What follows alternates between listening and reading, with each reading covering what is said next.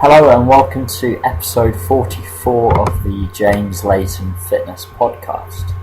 Now in today's episode we're going to discuss how we should really be rethinking weight training within the context of fat loss. Most people misinterpret the role of weight training within a fat loss phase.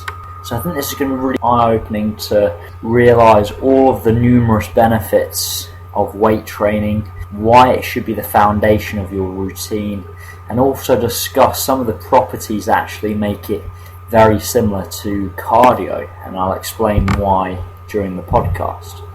So most people realise that for fat loss to take place we need to be in an energy deficit, so burning more calories than we're consuming, and that usually precedes to the individual heading straight to the treadmill instead of to the squat rack, because their assumption is the more calories I burn, the more fat I'll lose.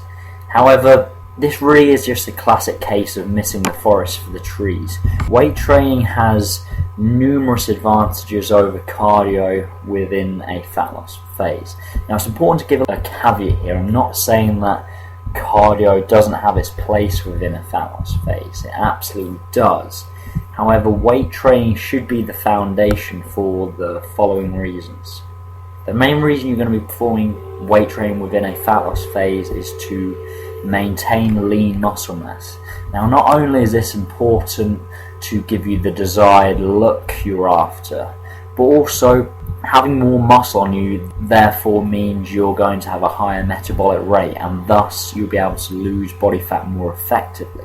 Conversely, if you were just to do cardio with no weight training at all, you'd lose a lot of muscle mass as well. So one, obviously you're not going to get the look you're after, but two, this is going to be very costly in terms of your metabolic rate will drop significantly if you just did cardio. Conversely, if you did weight training as the foundation of your routine and then cardio added if and when required, metabolic rate is going to be much higher throughout the fat loss phase. Another point I wanted to address is people seem to consider cardio as exclusive for burning calories, but if you actually look at weight training, it actually models high intensity interval training. So high intensity interval training is basically short bursts of intense activity followed by rest, and then you're repeating. So for example, if you did this on the treadmill, you'd do treadmill sprints, then you'd rest, then you'd repeat. Whereas if you actually look at weight training, it actually models this almost exactly. Think about you doing short bursts of intense activity anywhere between 15 to 45 seconds when you're actually doing the exercise, then you're resting anywhere between 30 seconds and 2 minutes before you're repeating the process again. So it actually models hit very closely, and as a result you're going to burn a lot of calories doing weight training. This is another misconception. People seem to associate cardio with burning lots of calories, whereas actually weight training can burn just as many calories, if not more calories, because you've got the added benefit of actually moving heavy loads within the session. Additionally, another point I want to bring up is people seem to misinterpret that they're not going to get the cardiovascular benefits or the heart benefits from doing weight training. And again, I bring you back to the point I just made. If you're weight training properly and you're not weight training, say like a powerlifter with it much longer rest periods, you're going to gain a lot of those health benefits that you would do performing cardio. But again, you've got the added benefit of lean mass retention and keeping your metabolic rate higher during a fat loss phase.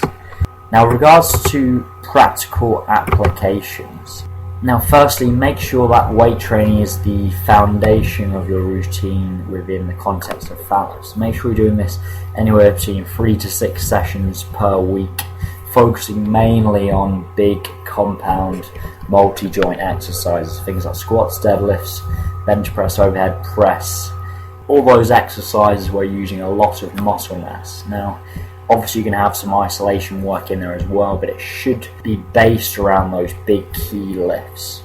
Once you've got that in place, then you're simply using cardio and reductions in calories almost like trump cards. The more trump cards you have, the better. And by that I mean you really want to start out your fat loss phase performing as little cardio as possible and consuming as many calories as possible. And the reason why this is important for a number of reasons. One, by doing lots of cardio and consuming little calories is going to have a big negative effect on your gym performance, i.e. your strength, the types of poundages you'll be able to use with your weight training, and that can obviously result in potentially losing a lot of muscle within the fat loss phase, even though you're doing weight training, because you're doing too much cardio and you're consuming too little calories. Another point is, by having lots of calories and cardio available to use, you've got lots of options to use if and when required. So when you reach various fat loss plateaus throughout the process, and you will hit fat loss plateaus, and as a result, when you do reach a fat loss plateau, you can then add a little bit of cardio here or reduce calories here, and you'll continue doing that for a period of time until you reach another plateau, and then you may add more cardio and or reduce calories again. So by having these quote-unquote trump cards, cardio available, calories available, you've got lots of room to make changes when needed. Conversely, if you should just consume very little calories and perform lots of cardio from the outset, you've got nowhere to go when you reach a plateau, you've got no options to play with. So hopefully you found this useful.